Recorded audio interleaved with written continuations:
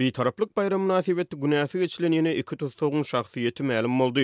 Beýtaraplyk bayram münasibetli glan edilen günä geçişligiň çäklerini 2022-nji ýylyň ýaz aýlaryna 4 ýyl möhlet bilen azatlykdan mahrum edilen Mar welaýatynyň ýaşaýjysy Dmitri Medvedew hem-de takminan 2021-nji ýylyň fevralyny 2 ýyl möhlet bilen azatlykdan mahrum edilen Balkan welaýatynyň ýaşaýjysy Seryoja Babanyazow türmeden boşadyldy.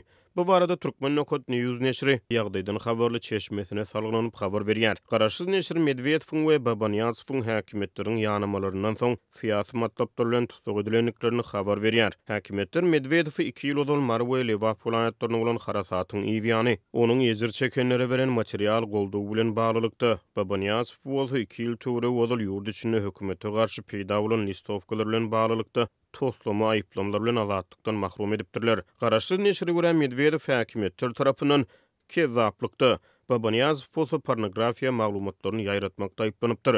Ýatdasak 2020-nji ýylyň aprelinde Türkmenistanyň günnäger sebitlerini adam ýetkilerine getiren helakçylikli harasat boldy. Türkmenistanyň hökümeti harasatyň pidalaryny gynanç bildirmedi we tebigi helakçylikden ýezir çekenlere niýetlenip raýat başlangyçlary bilen guramalaşdyrylan ýardam kampaniýalaryny basyp ýatyrdy.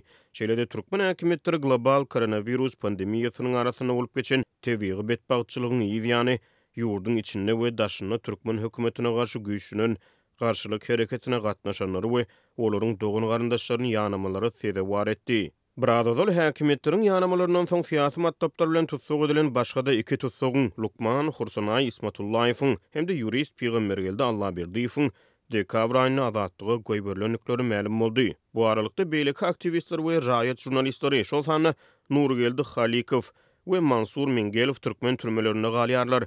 Türkmenistana soňky sapar beýtaraplyk bayram münasibetli 9-njy dekabrda 308 bendiniň günäsi geçildi. Biradyň aprel aýyna Gadr gejesi münasibetli 514 tutsagyň, garaşsyzlyk bayram münasibetli 833 tutsagyň günäsi geçildi. Türkmenistan türme ilatynyň sany boýunça dünýäde öňnä korunlary eýleýär. Finçler türkmen häkimetleriniň raýatlary türme howpy bilen gorkuda saklaýanlyklaryna ýarlar.